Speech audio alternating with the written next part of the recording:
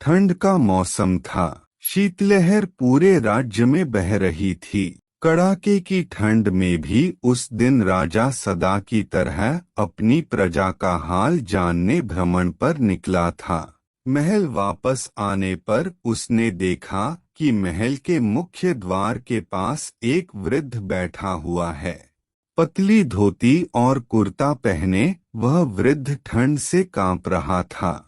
कड़ाके की ठंड में उस वृद्ध को बिना गर्म कपड़ों के देख राजा चकित रह गया। उसके पास जाकर राजा ने पूछा, क्या तुम्हें ठंड नहीं लग रही? लग रही है, पर क्या करूं? मेरे पास गर्म कपड़े नहीं हैं। इतने वर्षों से कड़कड़ाती ठंड मैं यूं ही बिना गर्म कपड़ों के गुजार रहा हूँ।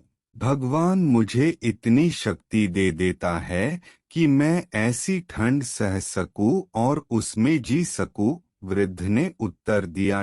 राजा को वृद्ध पर दया आ गई। उसने उससे कहा, तुम यहीं रुको, मैं अंदर जाकर तुम्हारे लिए गर्म कपड़े भिजवाता हूँ। वृद्ध प्रसन्न हो गया।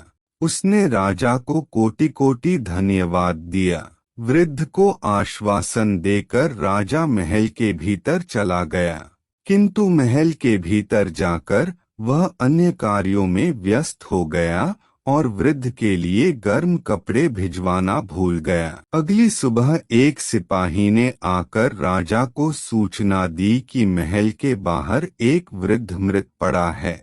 उसके मृत शरीर के पास जमीन पर एक संदेश लिखा हुआ है, जो वृद्ध ने अपनी मृत्यु के पूर्व लिखा था। संदेश यह था, इतने वर्षों से मैं पतली धोता कुर्ता पहने ही कड़ाके की ठंड सहते हुए जी रहा था, किंतु कल रात गर्म वस्त्र देने के तुम्हारे वचन ने मेरी जान ले ली।